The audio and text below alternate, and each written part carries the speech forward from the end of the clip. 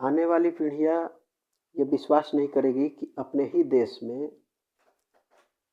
एक ऐसी विभत्स प्रथा प्रचलित थी, जिसमें यदि किसी महिला के पति का देहांत हो जाता था, तो उस महिला को भी उसके पति के चिता में जीवित अवस्था में जला दिया जाता था।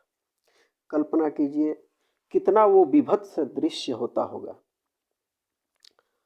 अगर आप पीसीएस की तैयारी कर रहे हैं या किसी भी प्रतियोगी परीक्षाओं की तैयारी कर रहे हैं, तो ये सामान्य ज्ञान की जानकारी आपको रखना ही पड़ेगा, ये आपके काम आएगी। हम आज उस प्रथा के बारे में बात करेंगे। वो प्रथा क्या थी, किस प्रकार थी और कैसे वो प्रथा का उन्मूलन हुआ। सती प्रथा हमारे देश में प्रचलित थी, आपने इसका नाम सुना होगा। सती का मतलब ही होता है सदाचारी महिला, लेकिन इस प्रथा में महिलाओं पर बहुत ज़्यादा जुल्म होता था। आपने देखा होगा, सामान्य तौर पर अगर माचिस की तिल्ली से भी हमारे शरीर का कोई अंग जरा सा भी टच कर जाता है तो हमारे मुंह से चीखें निकल जाती हैं। वो दृश्य कैसा होता होगा जब किसी महिला को जीवित अवस्था में आग की लपटों में झोंक दिया जाता था। ये बिल्कुल सत्य बात है। इसीलिए मैंने शुरू में ही बोला है कि आने वाली पीढ़ियां ये भरोसा नहीं करेंगी कि अपने ही देश में इस तरह की प्रथा प्रचलित थी। इसमें किसी महिला का पति मर जाता था तो उस महिला को भी जिंदा उसकी चिता में जला दिया जाता था, उसके पति के शव के साथ। और यही नहीं, पूरे गांव समाज के समक्ष, गांव के बहुत सारे लोग जो शव यात्रा में जाते थे, वे उस पूरे समाज के समक्ष, अगर हम उस समय के तत्कालीन दस्तावेजों का अध्ययन करेंगे, अवलोकन करेंगे, तो बहुत सारे ऐसे दस्तावेज मिल जाएंगे जिसमें प्रत्यक्षदर्शियों ने उस प्रथा का उल्लेख किया है। कहीं कहीं हमने देखा है, पढ़ने को मिला है कि उस समय जब किसी महिला को सती बनने की बारी आती थी, यानी उसके पति का देहांत हो जाता था और उस महिला को सती बनने के लिए ले जाया जाता था, तो बहुत सारी जो महिलाएं होती थी अपनी स्वेच्छा से तैयार हो जाती थी कि वो जानती थी कि अब हमारे पास इसका कोई चारा नहीं है, इसके सिवाय कोई चारा नहीं है, बचने का कोई रास्ता नहीं है, तो स्वतः चली जाती थी। कहीं कहीं ये भी उल्लेख मिला है कि बहुत सारे लोग वो महिलाओं को हलाहल भांग पिलाते थे, नशा में वो कहीं एकदम मदहोश चिता पर पड़ी रहे, आग की लपटों में जल जाए, उसे एहसास न हो।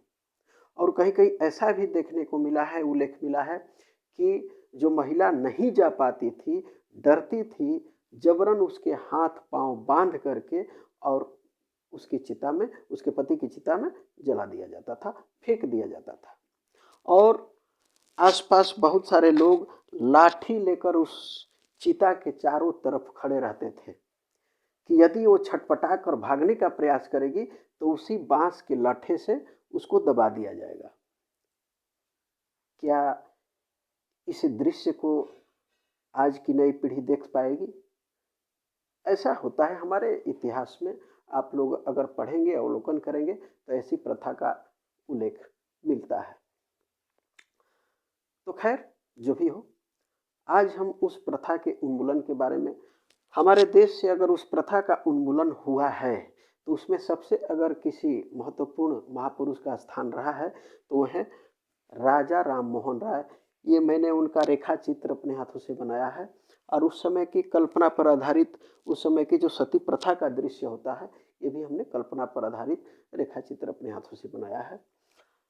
तो हम आज उसी महापुरुष के बारे में जानेंगे। ये निश्चित तौर पर इतिहास का एक अंश ही है जिसे जानना बहुत जरूरी है। आज नई पीढ़ी में हम देखते हैं कि एकमात्र अंग्रेजी, अगर किसी को अंग्रेजी की नॉलेज हो जाती है तो दिस दैट करके अपने आप को प्रकांड विद्वान समझते हैं और ये शख्स 15 वर्ष की अवस्था में लगभग 12-13 भाषाओं का ज्ञाता हो चुका था। राजा राम मोहन राय कोई साधारण महापुरुष का नाम नहीं है। इनका वास्तविक नाम राम मोहन राय था। कहा जाता है कि इनके भाई की मृत्यु हो गई और इनकी भाभी को भी जीवित अवस्था में सती बना दिया गया, यानी जिंदा उनके भाई की चिता में इनके भाभी को भी जीवित अवस्था में जला दिया गया। और गांव वाले के समक्ष ये विरोध करते रह गए, इनकी एक न सुनी गई। ढोल नगाड़े के बीच, यानी ऐसा दृश्य होता था कि कोई महिला चिता में जल रही है, छटपटा रही है, और लोग ढोल नगाड़े पीटते हुए सती मैया की जय, सती मैया की जय बोलते थे।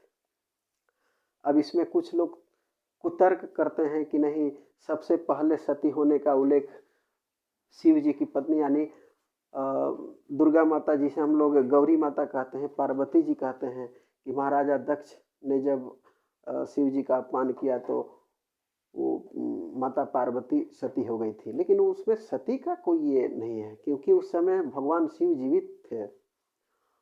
लेकिन वो पौराणिक कथाएं हैं। लेकिन ये जो है, इसमें पति के देहांत के उपरांत किसी महिला को जीवित अवस्था में जला दिया जाता था, वो भी जबरन।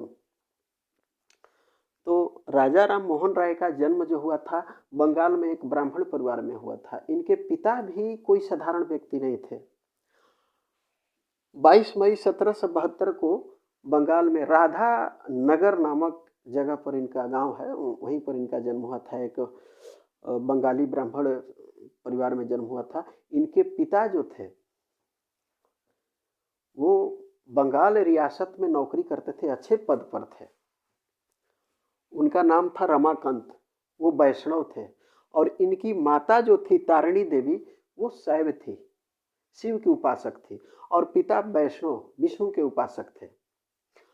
और इनके पिता सिराजुद्दौला जो नवाब थे, बंगाल के नवाब के यहाँ इनकी काफ़ी पैठ थी, वहाँ इनकी अच्छी खासी जगह बना ली थी, वहाँ इनके पिता नौकरी करते थे। अब राजा राम मोहन राय को भारतीय पुनर्जागरण के अग्रदूत भी कहा जाता है। पुनर्जागरण के अग्रदूत। सती प्रथा का उल्लेख अगर पुराणों में खोजेंगे तो कहीं नहीं मिलेगा। रामायण, महाभारत, वेद, पुराण, उपनिषद में कहीं भी अगर आप खोजेंगे तो सती प्रथा का कहीं कोई उल्लेख नहीं मिलेगा। लेकिन बीच में ऐसा हुआ है, तो उन्होंने पुनर्जागरण अभियान चलाया। नहीं, ऐसी प्रथा हमारे देश में प्रचलित नहीं थी, अर्थात कहीं से लाई गई है, थोपी गई है। पुनर्जागरण के अग्रदूत, आधुनिक भारत के जनक भी कहा जाता है। हमारे समाज, हमारे धर्म, हमारे रहन सहन में जो ढकोसला, अंधविश्वास इत्यादि फैला हुआ था, उसके खिलाफ भी इन्होंने बहुत अभियान चलाया। सामाजिक सुधार आंदोलन के प्रणेता भी कहा जाता है इनको। सामाजिक सुधार आंदोलन, सती प्रथा का उन्मूलन भी एक सामाजिक सुधार ही था। जब इनके भाभी के साथ जो हादसा हुआ, यानी इनकी भाभी को भी सती बनाया गया, इनके मन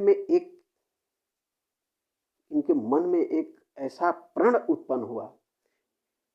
इन्होंने तय किया कि एक न एक दिन जो सती प्रथा है, हमारे देश, हमारे सभ्यता, हमारी संस्कृति के ऊपर एक कलंक है, हमारे धर्म के ऊपर एक कलंक है, इसको एक न एक दिन इस देश से समाप्त करना है। और इस महापुरुष ने भरपूर योगदान किया उस प्रथा को समाप्त करने में। उस समय बहुत सारी ऐसी प्रथाएं प्रचलित थी। बाल विवाह, यानी 4 साल 5 साल की अवस्था में बच्चियों की शादी कर दी जाती थी। 5 साल की अवस्था में कोई विधवा हो गई, फिर उसको जीवन भर अभिशप्त जीवन व्यतीत होना पड़ता था। बंगाल नवजागरण युग के पितामह भी इनको कहा जाता है। ये बंगाल में बंगमित्र नामक पत्रिका भी प्रकाशित किए थे। 1809 से 1814 ईस्वी तक ईस्ट इंडिया कंपनी के लिए भी काम किया इन्होंने। 15 वर्ष की अवस्था में ये बंगाली, संस्कृत, अरबी, फारसी सहित कई भाषाओं के ज्ञाता बन गए थे। 1815 में आत्मीय सभा की स्थापना की, जो वही आगे चलकर ब्रह्म समाज बना। आप लोगों ने देखा होगा, इतिहास में अक्सर ये प्रश्न पूछा जाता है, बड़े बड़े परीक्षाओं में प्रश्न पूछा जाता है कि ब्रह्म समाज की स्थापना किसने की थी? 20 अगस्त 1828 में राजा राम मोहन राय और इनके एक अन्य सहयोगी थे द्वारका नाथ टैगोर, ब्रह्म समाज की स्थापना की थी। बाद में इसे देवेंद्र नाथ ठाकुर ने आगे बढ़ाया। 4 दिसंबर 1829 को राजा राम मोहन राय के ही अथक प्रयासों से तत्कालीन गवर्नर जनरल जो थे लॉर्ड विलियम बेंटिक, उन्होंने 1829 ईस्वी में 4 दिसंबर को इस प्रथा को अवैध इलीगल घोषित किया और इस पर पूर्णतः रोक लगाई। अब यह भी पूछा जाता है कहीं कहीं, राजा राम मोहन राय को राजा की उपाधि किसने दी थी? राजा राम मोहन राय को राजा की उपाधि तत्कालीन मुगल बादशाह अकबर द्वितीय ने दी थी। बहुत कम लोगों को मालूम होगा। तो ऐसे बहुत सारे ऐसे टॉपिक हैं जिन्हें आप सर्च कर सकते हैं, जिन्हें आप खोज सकते हैं। इसके लिए अक्सर आप लोगों को मैं एक सुझाव दूंगा, एनसीईआरटी की पुस्तकें अपने आप में सरकारी दस्तावेज होती हैं, उनका आप अध्ययन करें और प्रयास करें कि इन सारी चीज़ों को मेमोरी में रखें, अपने दिमाग में रखें। मेमोरी में जब भी रखिएगा तो आपको पन्ने पलटने की ज़रूरत नहीं पड़ेगी। यही नहीं, 1830 ईस्वी में तत्कालीन मुगल सम्राट अकबर द्वितीय ने अपना दूत बनाकर राजा राम मोहन राय को इंग्लैंड भेजे थे और इंग्लैंड में 27 दिसंबर 1833 को, चूंकि राजा राम मोहन राय मेनिंजाइटिस नामक बीमारी से ग्रसित थे और उसी बीमारी से ग्रसित अवस्था में, गंभीर अवस्था में इंग्लैंड में ही इनका देहांत हो गया 27 सितंबर 1833 को, और वहीं पर इनका दाह संस्कार किया गया। तो इन सारी चीज़ों को आप नोट करेंगे। इसमें ऐसी बहुत सारी चीज़ें हैं जो आपको अध्ययन करने की ज़रूरत है और इसको सिस्टमेटिक और नंबरिंग तरीके से, यानी topic by topic, point by point note करें और एक नोट तैयार करें, तब कहीं जाकर आप इस मेमोरी को याद रख पाएंगे। इसको, इस चैप्टर को, अध्याय को याद करेंगे और इससे संबंधित जब भी कोई आपसे प्रश्न पूछा जाए तो आप आसानी से उसका उत्तर दे सकते हैं। धन्यवाद।